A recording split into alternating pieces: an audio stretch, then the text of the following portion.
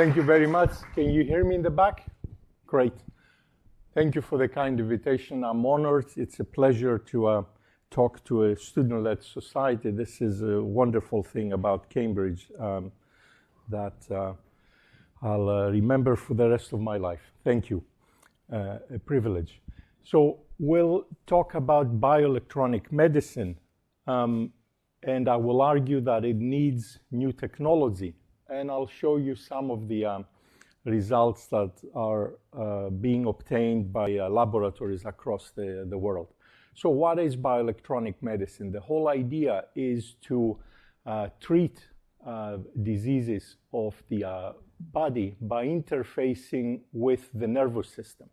So we take electronic devices, we put them inside the body, and establish an interface that is bidirectional. This means we can stimulate the nervous system to treat disease, but also record from the nervous system in order to better understand disease. This is very different from the way typically things are done today, where you would take drugs systemically through the circulatory system. So instead of working with the plumbing of the system, we work with the electrical wiring of the system. This is one example. This is a patient who has a condition which is called tremor.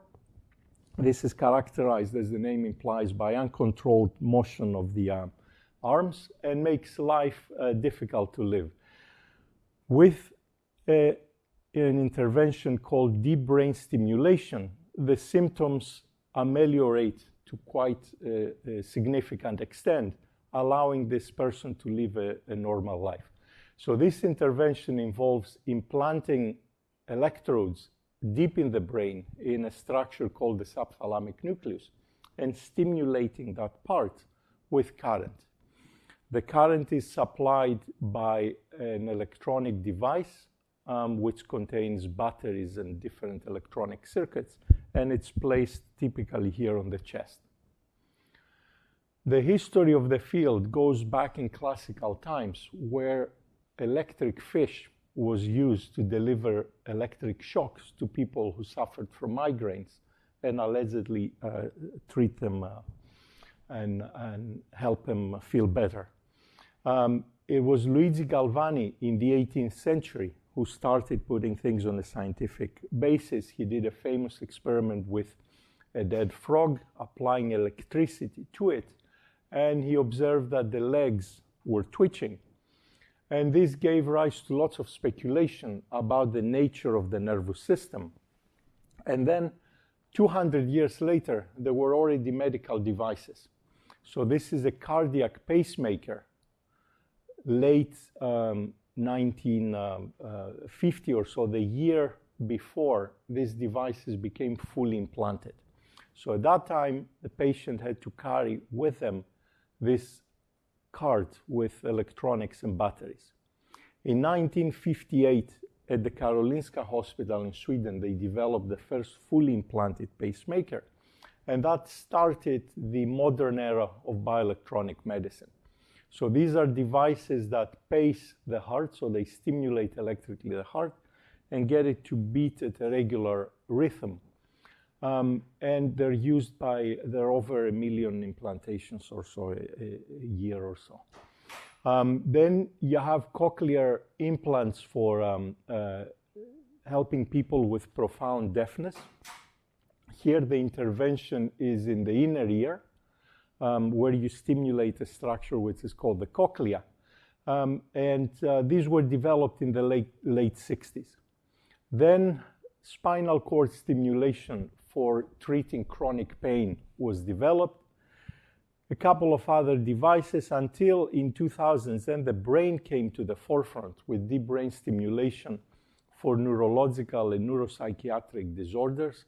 So things like movement disorders, Parkinson's disease, tremor, a couple of other related diseases, epilepsy as an example, and then severe forms of depression, obsessive compulsive disorder are also currently being treated in certain groups of patients with this technology. And then the FDA started approving more and more devices. This is not a comprehensive list. The latest and greatest trend is to use electrical stimulation of peripheral nerves to go beyond neurological and into autoimmune disease. For example, rheumatoid arthritis, type 1 diabetes, Crohn's disease are believed to be treatable with this technology. It also attracted a lot of commercial interest. This is from almost a decade ago, 2016. There was a merger between Google's parent company and GlaxoSmithKline that gave rise to Galvani Bioelectronics here in Stevenage, with an aim to treat disease through miniature implants. So going away from having to take tablets into electrical stimulation. Now, there is also a lot of hype. This is from an old movie, a Spider-Man movie that shows a bad man with bioelectronically controlled tentacles, trying to destroy civilization as we know it. This is more the clinical reality. So this is a boy who hears for the first time thanks to a cochlear implant. So these are devices that have a little microphone here. They pick up the sound, they parse it into different frequency components, and then they give the signal to an antenna that radios the information in an implant in the inner ear that electrically stimulates the cochlea and gives rise to the sensation of hearing. And just look at the marvel in the eyes of this boy as he hears for the first time. So we're talking about life-changing technologies. Now, any medical technology raises ethical issues.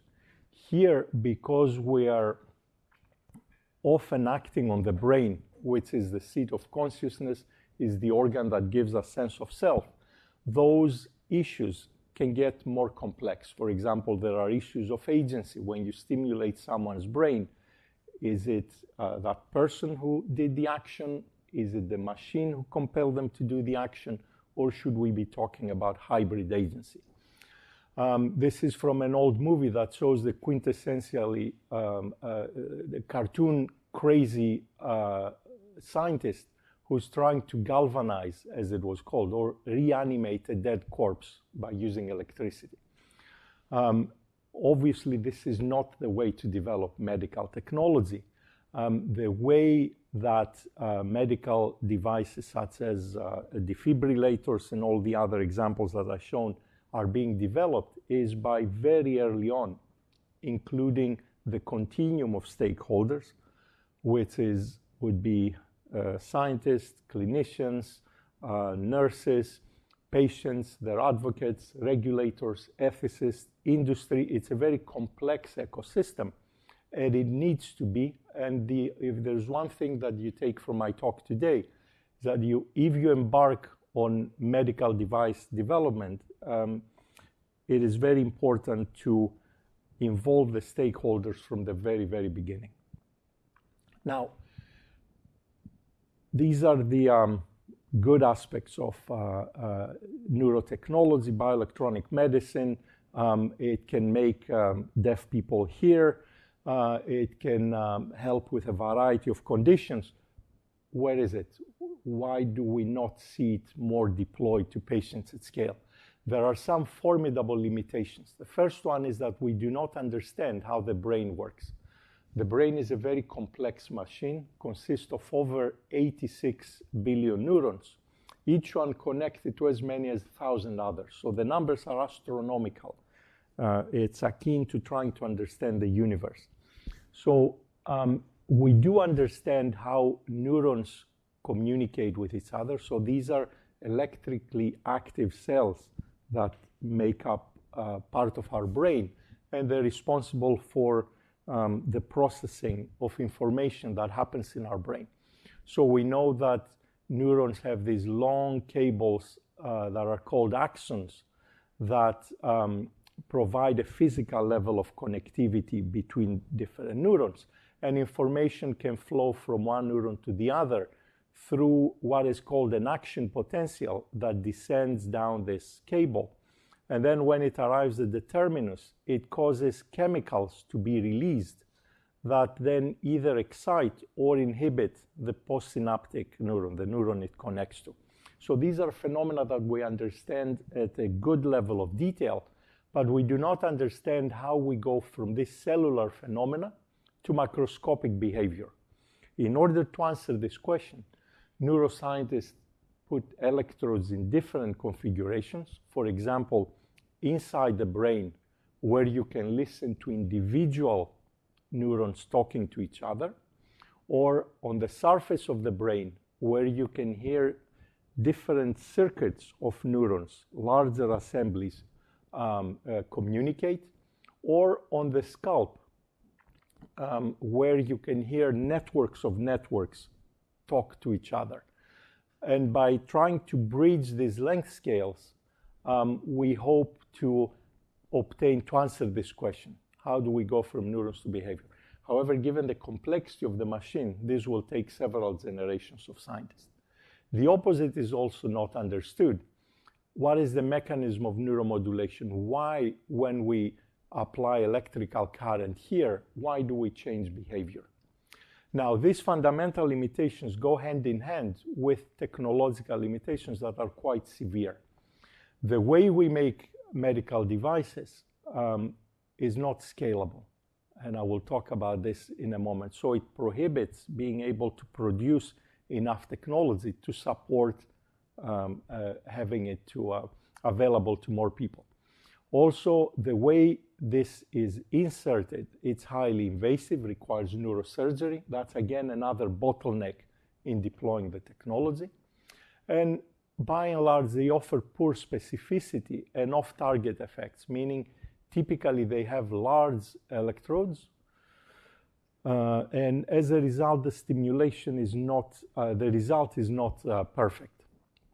So the argument that I will make is that we need new technology to address these limitations and enable bioelectronic medicine to reach patients at scale. This is a snapshot of different implants used in the clinic today, their location, and the indication they are treating.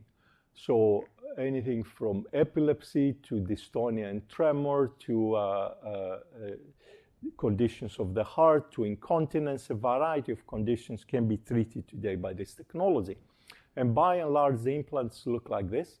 There is a little box shown here that connects to the active site where stimulation is applied by a wire. So in the box, you have a battery, about 2/3 of the volume, and then electronics that create stimulation pulses. These are conducted through these leads and arrive at an electrode array with a few electrodes, typically about half a dozen electrodes. So these are placed in the active site. This is the case for deep brain stimulation, where they're placed in the subthalamic nucleus. And because the brain has two hemispheres, typically there are two devices placed here. So these are the electrode arrays, then a little cable with slack to allow for movement, a level of connection here. And then these cables go under the skin of the neck to the chest where this box is placed. That box needs to come out every 10 years or so to change batteries, but the electrodes are placed there for the life of the patient. Now, these are made by hand. This is a very surprising thing, that in the year 2024, where we have so many technological advances, these devices are still made by hand using technology that dates back to mechanical watchmaking. So people working through microscopes with tweezers, putting little objects together. It's incredible. The technology hasn't changed since the late 50s because of an extreme reticence of the medical device industry towards any innovation. And there are good reasons for that. However, there is a lot of pressure for change. And part of the pressure is to be able to deploy these devices to more patients, to patients at scale. In microelectronics, we make devices using microfabrication techniques. So this is a picture of a fabrication facility that makes the microchips for computers, cell phones. It's called TSMC. It's in Taiwan. And what you see is that very few people are around. It's automated, and different machines feed devices from one to another. And using processes such as thin film deposition, lithography, etching, you can make objects of exceptional precision, reproducibility, and very high throughput. There is a law in microelectronics which is called Moore's law, where you can expect that every year you can buy more capability for the same amount of money. So devices get better every year at the same cost. And that can be highly beneficial to bioelectronic medicine. So this is one example of what you can do. This is a micro fabricated electrode array that is placed on the brain of a patient during an operation with the purpose of mapping the brain and guiding resection. It presents hundreds of electrodes on this little space with a resolution that is similar to the size of a neuron. So here you can map the human brain at unprecedented resolution down to single neurons. So this is what happens in the space of research. This is the current clinical standard. These are the devices that are made by hand. They have large electrodes that have been assembled together, and the resolution is quite poor. So there are things coming down the pipeline that will help make medicine more precise. Another example is Elon Musk's Neuralink company, which is actively changing the manufacturing paradigm. They also use microfabrication techniques to make these electrodes that look like needles and have many small, again, the size of a neuron electrodes that are pushed into the brain, and they can record activity that corresponds to volition. This is a patient with quadriplegia, but through this device that reads basically his volition to move, he can communicate with a computer and do things such as play chess. So these technologies are slowly entering the era of bioelectronic medicine. And what I want to show you now is what happens in research laboratories. And typically in this game, it would take about between 5 to 10 years to reach patients. It's a game that is a long-term one. A typical implantable medical device takes 7 years from conception to reaching patients at scale at the cost of up to 200 million pounds. So it's less expensive than a new drug, but is again a significant effort. So here's one example.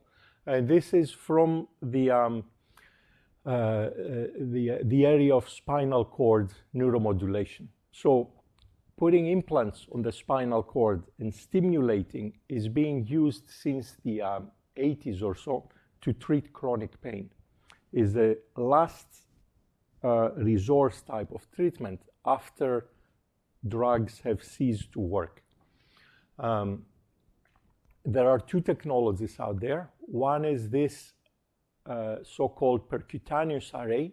It's a linear array of electrodes that gets placed on the spinal cord between the vertebrae. So the clinician will feel this opening here, put a needle, and then pipe this array through the needle up into the spinal cord. This is a lumbar puncture, and it's similar to having an epidural injection of anesthetic, or doing a sampling of a lumbar puncture for sampling a spinal tap for CSF.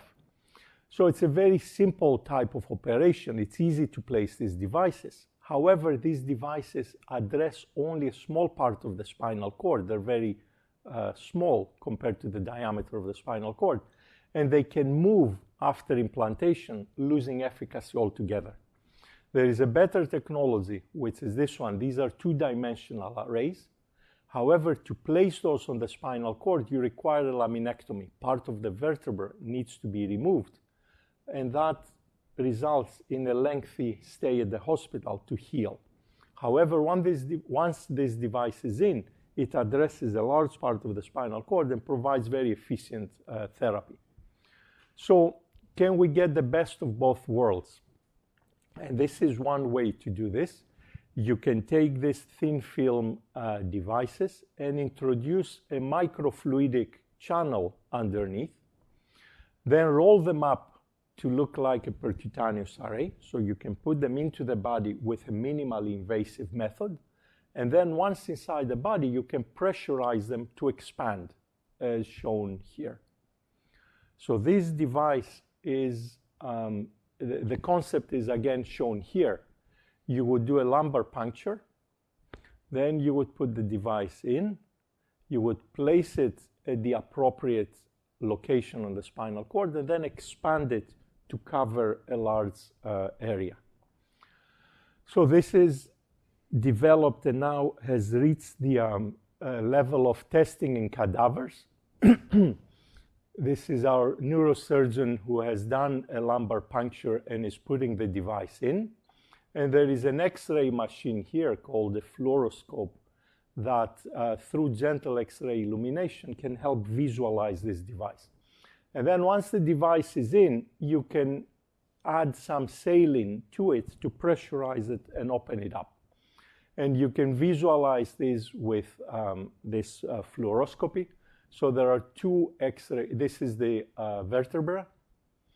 The device is placed in. There are two X-ray markers, this one and that one, at the top and bottom part of the device. These coincide when the device is rolled up. But as soon as you start expanding it, they begin to space away. And then you can open up, do a laminectomy. So this is the injection site. This is now a laminectomy to see that the device is really hugging the spinal cord very nicely. And this thing here and this one are the two X-ray markers. So this technology is slowly taking the road to commercialization. And this would be something that's about 5 years from reaching patients in a happy scenario, in an optimistic scenario. Turns out the same concept works also on the brain.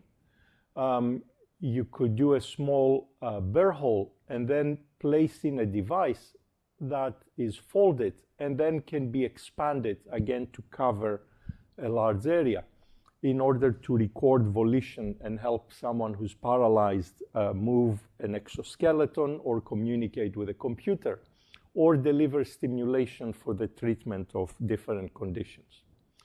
There are other ways to make devices move.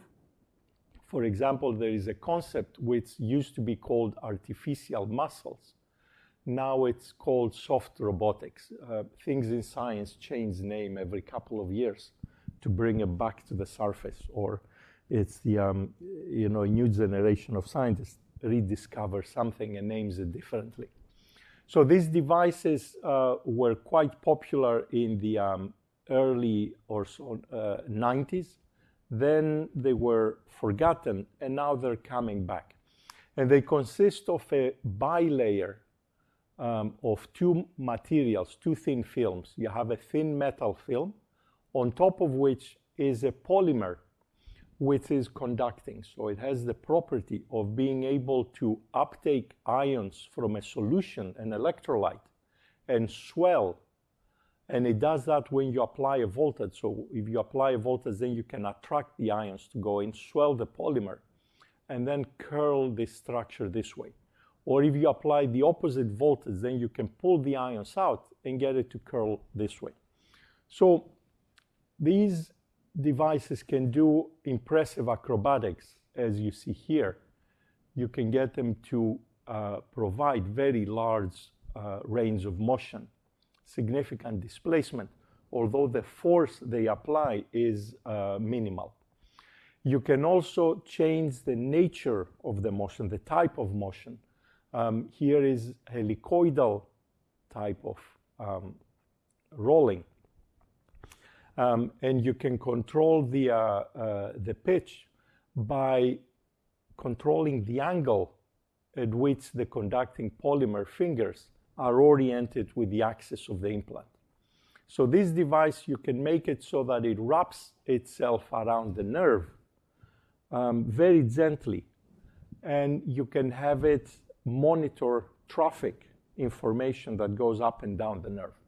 So this is how the device looks like. It has these fingers that are made out of this conducting polymer. This is the engine that drives the movement of the implant. And then these electrodes that would record the traffic that goes up and down the nerve. So this is placed on the sciatic nerve of an animal. Placing the device by itself doesn't cause any neural activity. You see this is a flat line. However, if you create nerve traffic by, for example, gently pressing the paw of the animal, that causes signals to go up the nerve towards the brain. You can capture these signals with this implant.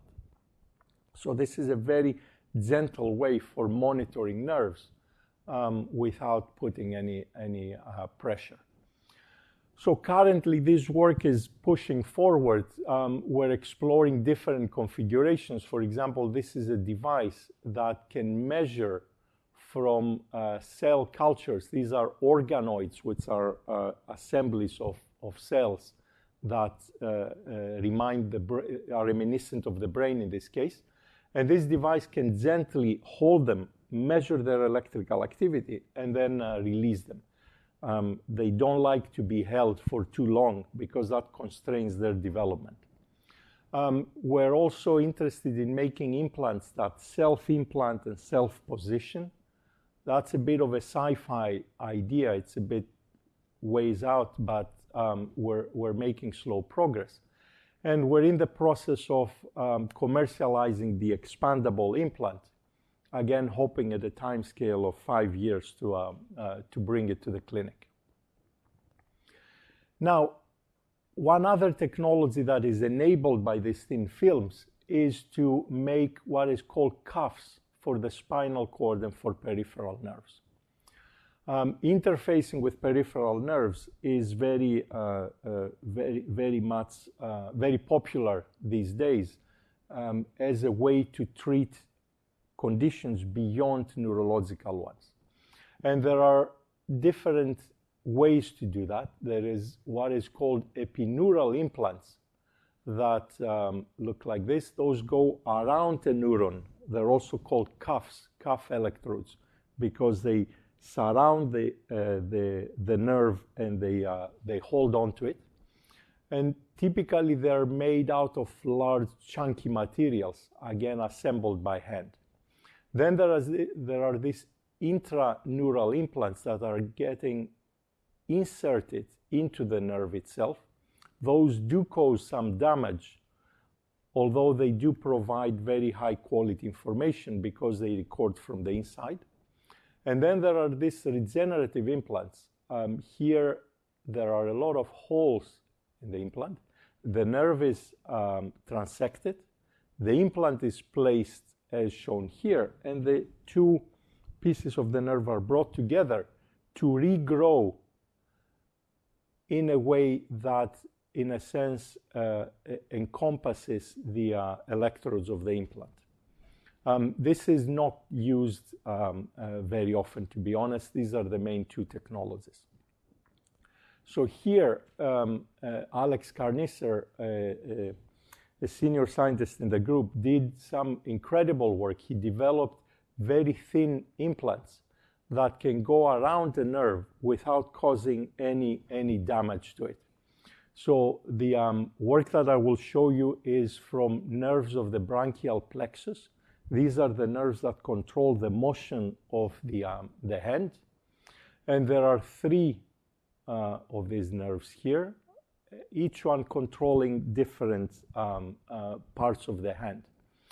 So he made implants that present different electrodes on the nerve. They have a tab here that goes around the nerve, enters into this hole, and then like a Ziploc, you pull it, and the implant ends up going around the nerve and providing contact. When you do that, so this is a cross-section schematic of a nerve, you have different fascicles that convey different information. And by presenting microfabricated electrodes around it, then you can record from different fascicles different information. So you see that different electrodes here record different firing patterns, which means you can achieve subnerve resolution and record information of very high quality. You can also listen to traffic as it goes up and down the nerve and resolve temporal information. For example, by recording from two electrodes in the same location of the nerve, but spatially separated, then you can measure the same signal, but at different times. So there will be a little time delay between the signals measured as shown here. And from that time delay, you can tell what sort of information you have. So for negative time delay, the information goes one way. For positive time delay, it goes the opposite. So you can tell if these are signals going up towards the brain or from the brain towards muscles. You can also start telling which fibers within the nerve are carrying the information. They have a characteristic velocity by which they carry these signals. You can also stimulate with these implants and then elicit different types of motion. So the idea here is in people who have suffered nerve damage and they cannot move their arm, to be able to stimulate the remaining functionality and achieve different types of motion. And these implants have subnerve resolution also in stimulation. There are different types of motion that can be elicited by stimulating along different electrodes. And you can get more complex movements using combinations of electrodes or by using more complex stimuli in terms of time. Let me skip this. The same concept also works on the spinal cord.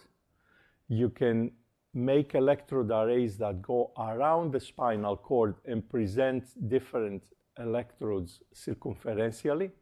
So this is shown here. This is the spinal cord, and there's an electrode array that goes under and then over, presenting electrodes around. You can use this to map the spinal cord and see what information gets trafficked towards the brain and away from the brain. For example, you can stimulate the sciatic nerve and cause sensory type of information to go up towards the brain. These are called somatosensory evoked potentials. And these are the recordings. A reddish color shows higher intensity. So you end up recording more information from the dorsal side of the spinal cord. That's the back of the spinal cord. This is consistent with what we understand about the anatomy of the spinal cord, that the sensory neurons, their bodies are close to the dorsal part of the spinal cord. At the same time, you can stimulate the brain and cause motor evoked potentials. These are commands to move, and those are recorded they are descending down the spinal cord at the ventrolateral side. So these are recorded at the belly side of the spinal cord and on the side. With this information, then you can start thinking about stimulating different parts of the spinal cord. So here is if you stimulate the dorsal part of the spinal cord, the back, you do not get any motion of the hind legs. However, if you stimulate ventrolaterally, then you can get different muscles to activate and get different types of motion. And again, more complex movements by using electrode combinations. So this then paves a way to treat traumatic brain injury, which is currently untreatable. If there is an injury on the spinal cord and it's complete, then information doesn't transmit from the brain towards the legs, resulting into paralysis. Here we're putting an electrode array above the injury, which records information as it descends from the brain. These are motor commands that are recorded here. And then we take this information and use it to stimulate the spinal cord below the injury, effectively taking this information and putting it back into the spinal cord, bypassing the injury. And it works. So this is the motor command as we catch it with this implant. And then if we take this motor command and we pass it and use it to stimulate here, then we can see the legs move. You can look at the angle of the motion, the kinematics, or measure muscle activity, and you see that happens. If you interrupt this interface, if you disconnect the cable, then there is no motion elicited because the spinal cord is not conveying the information. Then if you reconnect, it comes back. So this is very exciting, but again, this is one of the things that is a long way away from the clinic. It needs to be further developed for several years before translation is considered. So now we're working with freely moving animals as opposed to anesthetized one. We're slowly scaling up to larger animals that have similar anatomy to humans. And the question we're trying to answer is how articulate can this stimulation be? Can we really reconstitute motion, or it's just a fairly simple movement of the leg? The final thing I want to talk to you about for about 5 minutes is the interface with regenerative medicine. Regenerative medicine involves taking cells from a patient, bringing them to a state. So typically from the skin, you would take some cells, you would bring them into a pluripotent stem cell state, and then forward differentiate them, convert them to different cell types. For example, you can make muscle, you can make neurons, you can make different types of cells, and then put them back to the patient to undo damage that was caused by disease or injury. What if we were to combine that with bioelectronics? Imagine that you take now a device that has both electrodes, but also these tissues that are derived from the cells of a patient, and you bring them into the patient. So here you expect that the tissue that you bring in connects with the host tissue and effectuates some repair. And at the same time, you have the electrodes at the back. So the regenerative component, the tissue that you bring in, serves a couple of purposes. It camouflages the electronics, so the body doesn't see a foreign object coming in, it sees tissue. It repairs the tissue, the host tissue, and then it enhances communication of the host with the electrodes. While the bioelectronic component can monitor the process of repair, can even guide it through electrical stimulation. And then at the end of the day, when the repair has been done, it controls tissue that has been repaired so it can have a better outcome. To test these ideas, we went to a model of peripheral nerve injury. And the scenario is the following. If you have a nerve that is severed and the distance between the two stumps is over a centimeter, the clinicians cannot bring them back together. So you end up with a functional deficit. For example, you cannot move your arm. A way to undo this is to design a bypass device, as for the spinal cord, where you record information that descends from the proximal to the brain stump, and then you transmit it past the injury to the distal stump. Now, for nerves, this is much more complicated than the spinal cord. Why? Because if a nerve is severed, then the axons here are pulling back. So the axons, the cell bodies are into the spinal cord. These are the lower motor neurons. And the axons here pull back ways out. And at this bit, you just have an axon which is no longer connected to the cell body, so it will disintegrate. As a result, you need to provide cell bodies together with the implant. For example, here we hypothesize that if you provide muscle cells, then the axons that pulled back will come back and re-innervate this muscle tissue. So when the brain fires a command, these little muscle cells here will twitch, and we can pick that up with an electronic device and know that the brain is sending a motion command. We also know that we need to present here motor neurons so that they re-innervate the conduit and go and connect to the muscle. So when we stimulate these neurons, then we get the muscle to move. So let me show you the first bit of this bypass. So here we make devices, we seed cells. These are seeded outside the body, and it takes a couple of days to mature. And then we present them at the proximal stump of the severed nerve, hoping that you'll have this re-innervation and will be able to record muscle activity when the brain fires. So this is an important piece of data. Here is the nerve. It's severed, and a device is presented to it.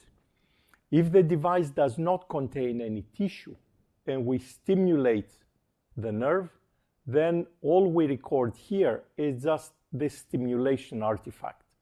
This conduit doesn't convey any information.